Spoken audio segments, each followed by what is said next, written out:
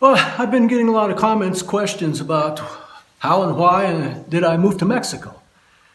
And I've kind of hesitated to answer that because when I stop and reflect upon why we moved to Mexico many years ago, I can get a little excited. So I'm going to tell you why we moved to Mexico, but I may start to rant on this one. You may see a side of me that you haven't seen before. I'll try to remain calm. Please enjoy my stories or whatever else might be on my mind today. As some of you know, and maybe you've picked up on a little bit of it as I hint at it here and there, Lynn has medical problems. She's been a chronic back pain patient for, I think it's 37 years. And she requires a lot of care and a lot of medications. In 2001, Lynn and I were 54 and 55 years old, and the business that I had been in for 27 years, I got out of. Well, people always say, well, are you retired? No, I never got to retire. They fired me. That's another long story, and it wasn't a firing, it was a cancellation of contracts. But anyway, we decided to come to Guadalajara because it just sounded like an interesting place. And we came to Guadalajara, we spent a week walking around in the historical district, and then we came down to Ajijic because I had heard that a lot of retirees live here. And we had plans to go to the tequila factories in Tequila, and we were going to go to San Miguel Allende, and we were going to go to Morelia to see the butterflies. And we came down to Ajijic in the dark and got a place to stay up at the top of the hill, and got up in the morning and took a look at the lake and said, wow, this is really beautiful. Let's just stay here another day. So we stayed another day and then another day, and after about 3 days we said, we don't need to go to Tequila and Morelia and San Miguel because we're going to be back here. We'll do that some other time. Let's just enjoy this. And on the plane ride home, we had this conversation, and it was like, wow, we met a really bunch of nice people there. I could see myself living there and spending time with all of those people that we met for a lot of years. So that winter, I found an old motorhome, and I told Lynn, I said, I'm going to buy that and drive it to Mexico. And it took me a month to talk her into it. And the reasoning went like this. Well, first of all, it's not enough money that's going to be a financial burden if it breaks down and I have to park it in the ditch somewhere between here and Mexico. Here was Oregon at the time. And finally, she said something like, I think you're having a midlife crisis and it doesn't have anything to do with a Corvette and a blonde. Go get the dang thing. So we did, and we took off for Mexico in this 1988 Southwind motorhome, 33 foot. In the meantime, I had found that Suzuki Sidekick as a tow car, and boy, we were set. We loved that thing.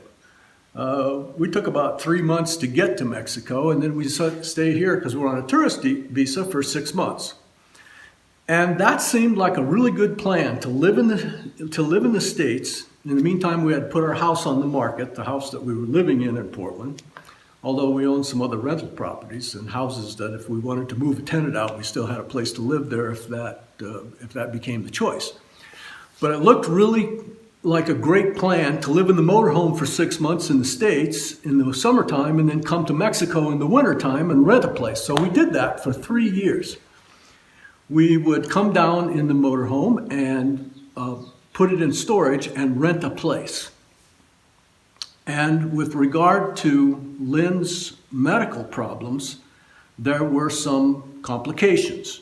One of them was that we had to have some medicines that definitely required a prescription in the United States, and we couldn't get enough for 6 months because they would only give them to you for a month at a time, and maybe once a year a vacation, 2 months or something. Anyway, that was a problem. And we solved the problem by buying the medications here. And then when we went back to Oregon, we would file a claim with our Blue Cross Blue Shield and get reimbursed. Well, that worked really good for 3 years. And here's where I might start to rant a little. The cost of those meds and our cost in Mexico at the time, and this was 16 years ago, was about $8,000 for 6 months. And we would go back and file with Blue Cross and be reimbursed for that $8,000. And it actually turned out to be a very good deal for us that we didn't anticipate, which was that in the United States, we had a copay, which would be about $1,000 in 6 months. But if there's no copay when you buy them here, and they're not fully reimbursed back in the States. So we're saving $1,000 on our medical costs. Sound great. And the cost for Blue Cross Blue Shield in the United States would have been about $12,000 to $14,000, and they're only paying $8,000. Win-win. They're saving $6,000 in 6 months, and I'm saving $1,000 in 6 months. Win-win. The third year, we went back to Oregon and we filed our usual paperwork. And you got to get special receipts here at the pharmacies and stuff, and we were doing it right. It worked great. The first 2 years we did it. The third year we filed and they denied the claim. And they denied the claim and said, we don't pay for any medicines that you buy in Mexico. I said, well, you did it for 2 years. Why won't you do it now? They said, well, we don't pay for anything that's not approved by the FDA. I said, well, you got to tell me in advance. You can't just change my policy. They said, it's always been in your policy. We don't pay for anything that's not approved by the FDA. And sure enough, it's in the fine print of the policy. They don't pay for any drugs that aren't approved by the Federal Food and Drug Administration. The best Blue Cross Blue Shield policy you can buy in Oregon as an individual self-employed. They refused to pay. And I fought them. I said, look, I'm saving you money. I'm saving me money. You should be paying my gas to go to Mexico. Nope, they wouldn't pay. Even though the same drugs manufactured in the same U.S. manufacturing company, they just changed the name when they market them in Mexico. It's this name in English and it's this name in Spanish. Well, obviously, the Food and Drug Administration, they don't approve anything in Spanish. It's all in English. That's the only difference. They wouldn't pay. And that wasn't the straw that broke the camel's back. Lynn has a neural stimulator implanted in her back. It's a machine about the size of a pacemaker, about this big. And it has electrical leads that go up both sides of her spine all the way up to her shoulders. And it gives an electrical pulse in there that interrupts the pain signal to the brain and gives her a different signal.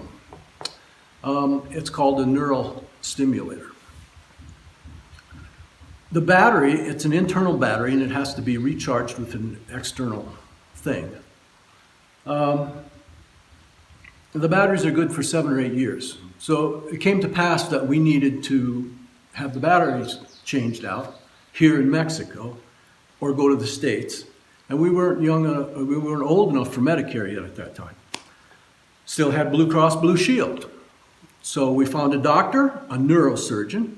We found a company representative for the company that manufactured the machine. We found a hospital approved by Blue Cross Blue Shield in Guadalajara. It's called San Javier. Very nice private hospital. She had the operation.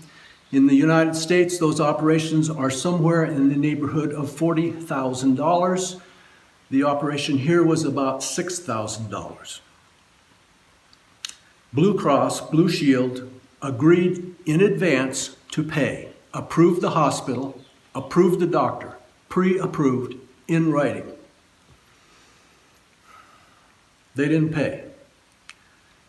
First of all, when you do an out of the United States claim, you're not dealing with Blue Cross Blue Shield of Oregon. You're dealing with an intermediary. It used to be down in Kentucky somewhere. You can't talk to the intermediary. You can only talk to your Blue Cross Blue Shield representative in Oregon, who will say, let me get back to you after I talk to Kentucky. Wouldn't pay. Kentucky says, oh, the doctor never sent in the proper paperwork. 5 times, making sure we did it absolutely correct with the doctor and the hospital, we sent it in. We're talking about receipts, doctor's explanation of the procedure, whatever. In addition, letters from the representative of the company that manufactured it. That's a U.S. company. Never paid, never paid, never paid, never paid. And finally, I just canceled the policy. And I said, I'm staying in Mexico. That's why we live in Mexico.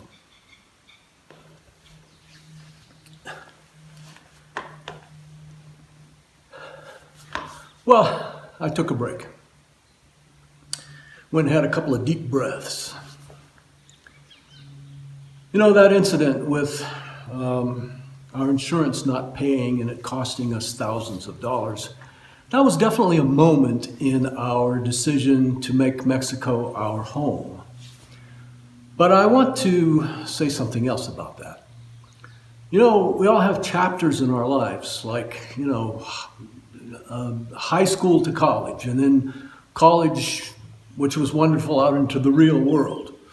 And then single to married, and then divorced, and then married again, and then a couple with no kids, and then a couple with kids, and then empty nesters, and then retiring, and whatever. It has always been my conscious effort to make sure in my life that I am in these transitions from chapter to chapter, moving towards something that's drawing me rather than running away from something that's pushing me. My 2 cents on how to run your life. But I'm saying that because I don't want you to think that we ran away from the United States because it was terrible and the cost of insurance and medicines and all of that stuff drove us here. It certainly wasn't only a financial decision to come here, although that was a part of it. There are many more reasons that we moved to Mexico, and it's never in life anything as simple as one single thing that leads you to do something. And most of those reasons were things that drew me here, not things that pushed me away from the United States. I'm a United States citizen. I have a blue passport, and I'm proud of it. I love America. There are a lot of things about Mexico that I like better. And there are a lot of things about Mexico that I would rather be in the United States about. And my videos will be about those comparisons sometimes. And I will talk about all those other really wonderful and positive reasons that I live in Mexico as my videos go on. So please subscribe. I'll do a little ranting. I'll do a little raving. Thanks for watching. Hey, if you like me, give me one of those thumbs up. And please subscribe and hit that little bell so you know when I post next. Please share me with your friends on social media. Thank you for watching. I hope you enjoyed what was on my mind today.